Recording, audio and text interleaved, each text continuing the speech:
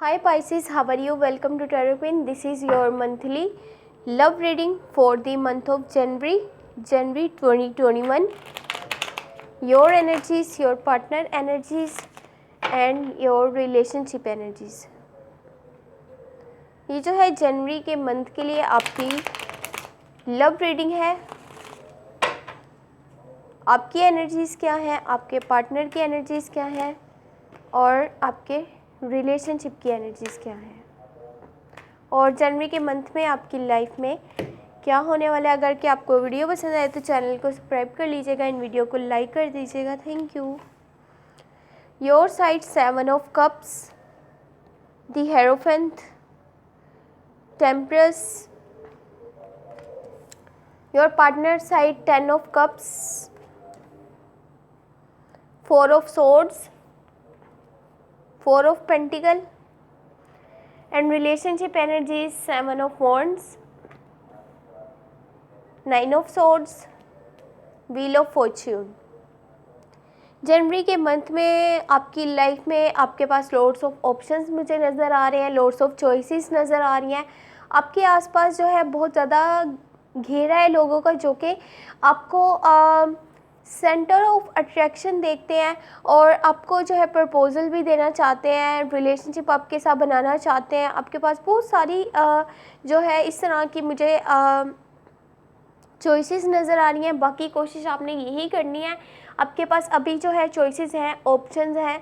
ये मत सोचिएगा कि मैं जो है इस इंसान को अपने लिए चूज़ कर लेता हूँ, बाकी अगर वो ठीक नहीं रहता तो फिर मैं उसको छोड़ करके दूसरे की तरफ देख लेता हूँ. तो ये आपने चीज़ नहीं करनी. जो आपने चूज़ करना है, आपने पूरा सोच समझ के उस इंसान को चूज़ करना है अपने लिए, अपने रिलेशनशिप के लिए. आपने ये देखना है कि आपके लॉन्ग टर्म के लिए कौन बेहतर रहेगा या फिर आपकी पूरी ज़िंदगी के लिए आपके साथ जो है कौन जो है वो चल सकता है, किसकी ऐसी सोच है आपकी, किसके साथ अंडरस्टैंडिंग है.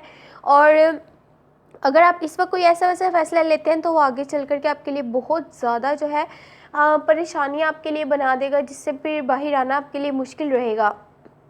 दी हेरोफेंट का कार्ड है तो आपकी थोड़ी सी नेचर मुझे यहाँ पर, एक तो आपकी लाइफ ब्लेसफुल नज़र आ रही है जनवरी के मंथ में.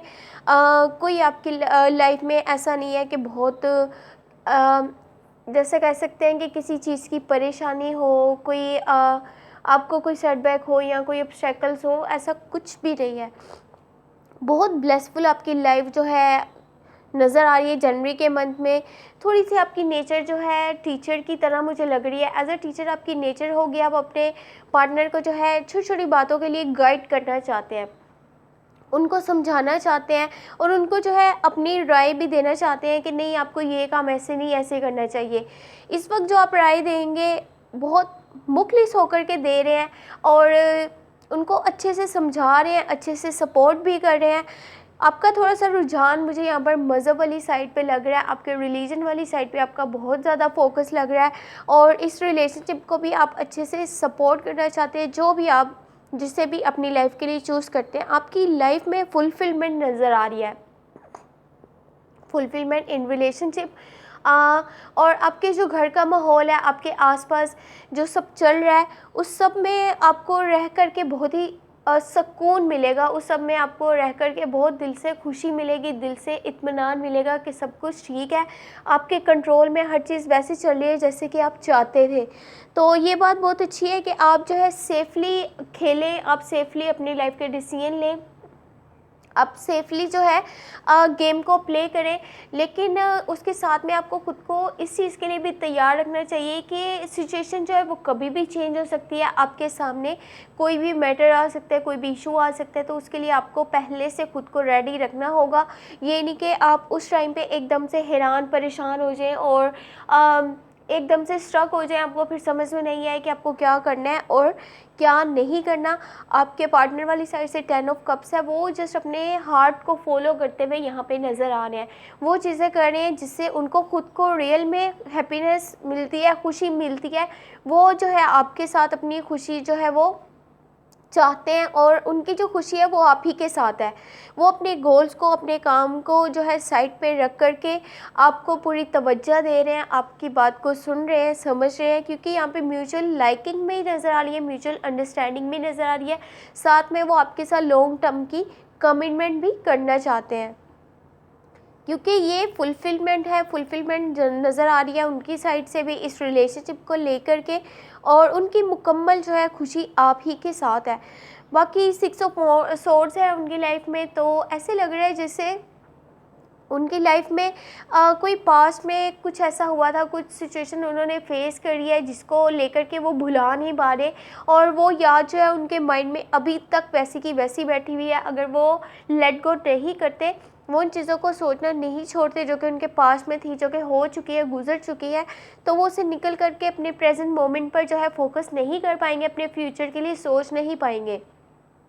تو ان کو تھوڑا سا اس چیز کو دیکھنا چاہیے, کیونکہ جب ان کو اس طرف ان کا مائنڈ جاتا ہے تو ان کا جو ہے آپ سے کمیونیکیشن گیپ بھی نظر آتا ہے, کمیونیکیشن گیپ ہو جاتا ہے. اتنی اچھی کمیونیکیشن نہیں ہوتی جتنی کہ ویسے آپ کی ہو رہی ہوتی ہے. 4 آف پینٹیکل ہے, تھوڑی سی مٹیریلسٹک وہ نظر آ رہے ہیں جنوری کے منتھ میں, اس طرح سے بہیو کر رہے ہیں کہ ان کا جو ہے بہت زیادہ ان کا مائنڈ ان کے منی ریلیٹڈ ایشوز پر بھی ہے, وہ ان کو جلد سے جلد سورٹ آؤٹ کرنا چاہتے ہیں, اور جتنا ان کے پاس ہے اس کو وہ کسی کے ساتھ شیئر نہیں کرنا چاہتے.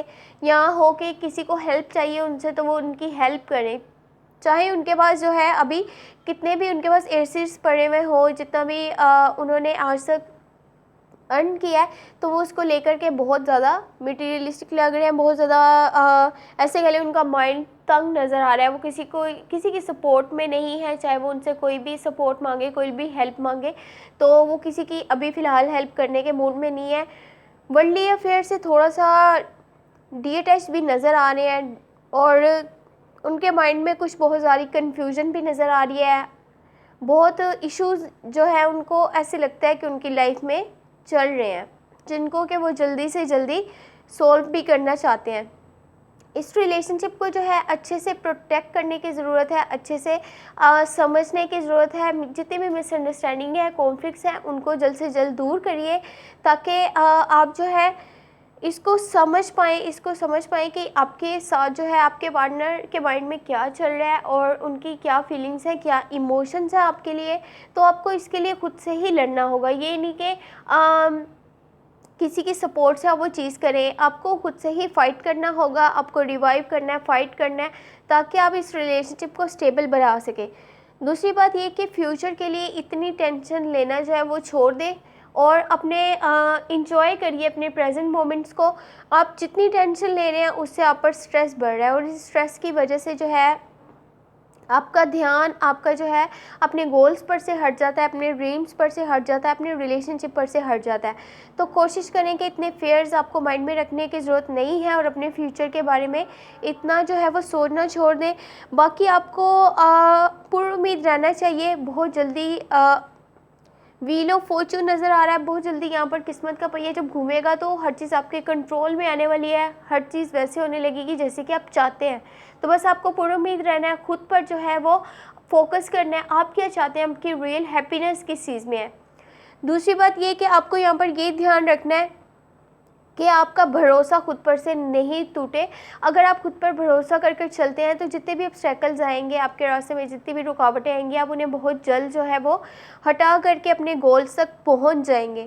تو پر امید رہیے, بہت جلد آپ کو بہت اچھی خبر بھی ملنے والی ہے. ساتھ میں آپ کو اس ریلیشن شپ کو سمجھنا چاہیے, ایک دوسرے کو ٹائم دینا چاہیے, تاکہ جتنے بھی آپ کے درمیان میں ایشوز چل رہے ہیں وہ تمام کے تمام جلدی ختم ہو جائیں.